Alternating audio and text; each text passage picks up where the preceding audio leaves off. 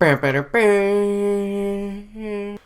is up, YouTube? It's Josh. This is the Den of Nerds. This video is all about the Deadpool 2 drama. I'm sure you've heard about it. I know it kind of broke earlier, but I wanted to give my thoughts and basically take some time and kind of digest how I felt about it.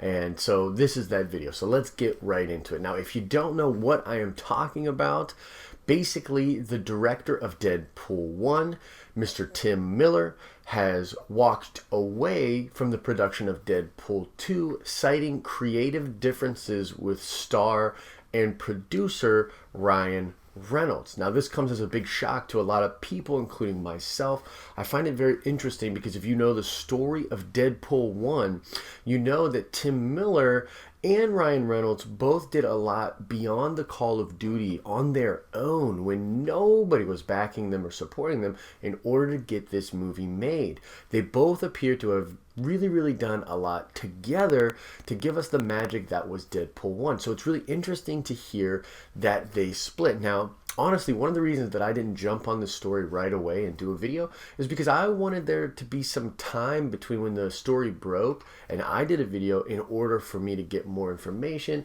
to hear what other people had to say, and I feel like I did a good job of doing that. But here's the thing, both of them are still kind of being closed off about this. They're not really talking too much. I've heard basically some things from Tim Miller that suggest that yes, he is a little bit bummed about the thing, that he was bummed about the casting of Cable. There was a person that he really wanted to be cast as Cable that apparently the studio and Ryan Reynolds did not want, and he's bummed about the process. But there's a lot of like really interesting weird aspects to this. I mean, Fox immediately put him on another project, a science fiction project with Fox Studios, so it seems like the split was at least partially amicable. So I don't know, basically there's two sides to it. There's people that are taking team Ryan Reynolds and team Tim Miller, so I'm going to just kind of fictionally say what both sides are saying and then talk about how I feel. So let's start with Ryan Reynolds. So here's the thing that people, for Team Ryan Reynolds people out there, not only is he obviously the actor that was born to play Deadpool, he was incredible in that role, and you literally cannot replace him, but he is also a producer. I think that's something that a lot of people are missing in this story, is that Reynolds is a producer. He produced the film. He went out and got the writers and hired the writers to do the script for this movie when nobody was touching this movie. It did not have a green light, and he went out there and did it. He also took a lot of ownership of the marketing team and helped them try to really break walls, if you know what I'm saying, and do some really interesting stuff for marketing. That whole marketing team, by the way, won a really prestigious award, and they deserve all the credit in the world. But Ryan Reynolds was actively involved with that group as well. He took a huge pay cut. He took a huge pay cut as an actor in order to do this movie and took points on the back end. So basically, if you're the studio and Ryan Reynolds and Tim Miller are having this disagreement, it would be really hard for you not to go with the talent, not to go with Reynolds. And he's more than the talent. As I said, he also produced. So that's basically some of the stuff. Now basically what he is arguing for, the vision of the film, is more of the jokes. He wants to double down on the humor, really give us like another taste of what we had in Deadpool 1. And I'll talk about what Tim Miller wanted, but Tim Miller's vision was a little bit different. So basically that's the points of contention.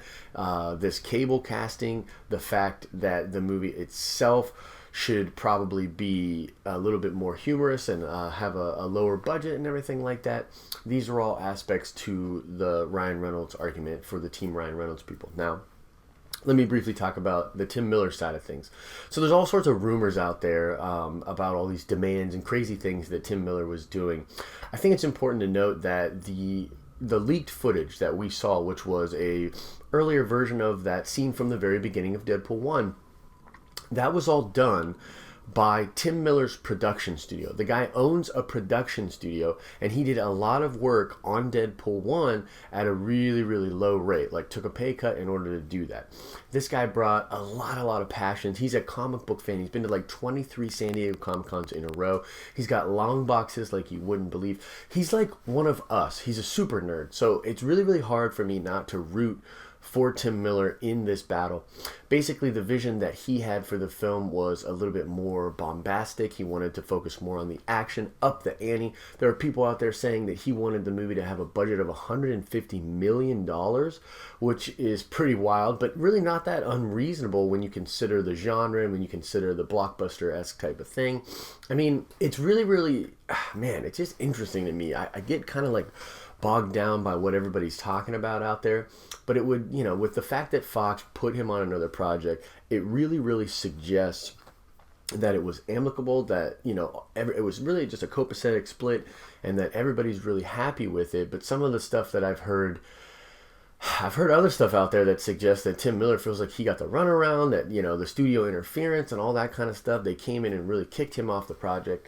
So, that's basically the argument that Tim Miller people are making. Like, we don't want to see like a Van Wilder 2, man. We don't want like that just continuous humor. For me personally, while the humor was really great, that shotgun style of humor, throwing like 100 jokes a minute at you, is not really my thing. I felt like some of them landed and it was really cool. It's very Deadpool, but man, like some of my favorite Deadpool stuff is when he does go a little bit more serious, and the story itself is more serious too. So probably, being a big comic book fan, that's the direction Tim Miller wanted to go in. Those were all of the things that he did beyond the Call of Duty for Deadpool 1, and kind of where people are at empathetically if they, side on Tim Miller. Just to be completely honest with you, it's really hard for me to pick a side. If I had to pick a side on this, it's tough, man. I mean, I like Tim Miller a lot. I would probably have to fall on his side, but then again, we really don't know what they were both arguing for. This guy that he wanted to have be Cable, allegedly, I just don't see it. I don't get it. And there could be a lot of weird stuff going on that we, the public, are actually not privy to at all. Which kind of brings me to just, the last part of the video and what I want to talk about. What does this mean for Deadpool 2? Well, it probably means a number of different things. I mean, first of all, they're going to have to push production back. They're not going to hit that release date anymore. They have to find a new director. There are people out there. There's a huge petition online, if you want to be one of those petition people, for Quentin Tarantino to direct Deadpool 2, which I think would be absolutely terrible. But it's funny because as I thought about the Quentin Tarantino thing, I actually realized something about Deadpool that is really unique to this property and kind of cool. So let's say that, here's what I really think is happening. I think that Tim Miller just sees a future in which, as a director, he's going to be kind of pushed around a little bit by not only the studio, but Reynolds. And the thing is, even if he could like be zen about that and just accept it, you got to let a director direct at the end of the day. Their job is to take ownership of the production of the film and direct it in a certain way to have a certain feel and vibe come out in the final product. When Hollywood makes a bajillion dollars on something, like they did with Deadpool 1, they want to come in and they want to just rinse and repeat. They want to repeat that success at any cost. And so when you want to take things in a different direction and you want to maybe grow your audience, or take the story in a way that is different than it was, the studio wants nothing to do with that. I mean, they do remakes, they do rehashes, they do sequels. That's their bread and butter. And so I believe what happened is Tim Miller just saw this place where, yeah, he could make Deadpool 2, but he'd be kind of hardly making it at all. And you couldn't really see his fingerprints on the thing at the end of the day because of the studio and because of Ryan and the big power that he now has being Deadpool. I think that's kind of what happened. And I think it was pretty amicable, actually.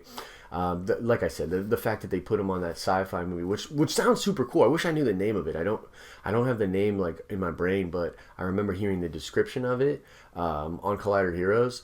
By the way, you guys should be watching Collider Heroes. They're amazing at what they do. But it was really awesome to hear that the description of this movie that Tim Miller is going to be on now. It's going to be really cool.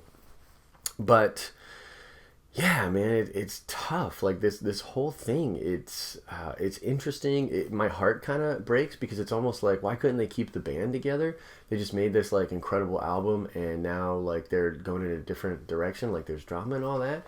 I guess we don't know how much of that's real or perceived, and we'll move on. One thing that's kind of cool though is Deadpool is the type of movie that they could literally they could make fun of this as they're doing it, which I think is funny. Like, I want to see Ryan Reynolds at one part in the movie literally turn to the camera and say, well, Tim Miller wouldn't have done that, you know what I mean, or something like that, or just playing off of that fact. So in that way, that's really cool, right? That's one of the special things about Deadpool. And I think that for now, I'm optimistic. I'm optimistic about Deadpool 2. I think it'll be great. But if it's not, I'm going to point to this decision. I'm going to point to this moment where there was all that Hollywood pressure. You talk about a film that cost them like $38 million to make and made 700 whatever bajillion dollars. And there's this really special thing going on in Deadpool. And I'm not even the hugest fan of the movie, to be completely honest. I think it's great, but it doesn't crack top 5 for me comic book films. But it's special. It has its own thing. And so if Deadpool 2 is not as enjoyable, I will point to this decision as the major reason why. So that's all I got for now, guys. I just wanted to touch on that. The big things to keep in mind is that it appears that it's okay, that all parties are good with the outcome. I think that there is a huge thing of studio interference. You can't make Deadpool 2 without Ryan Reynolds. If you're the studio, you have to side with him. He was also a producer, did a lot of cool stuff on there. Don't forget that when people are talking about this sort of thing. But also Tim Miller, super nerd, cut together stuff with his production studio. Basically, no one's wrong. If you're taking a side in this, no one's wrong. You should probably just not take a side and just kind of enjoy the film.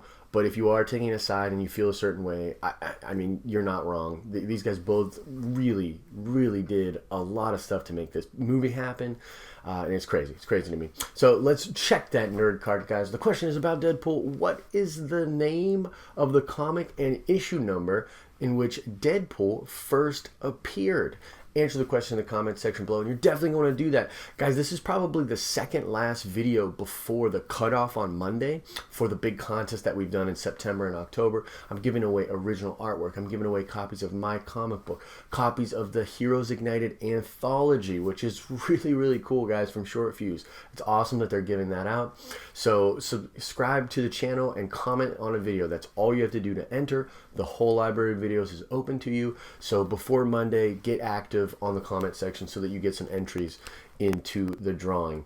That's all I've got for now. I hope you're having an awesome and nerdy day. See ya!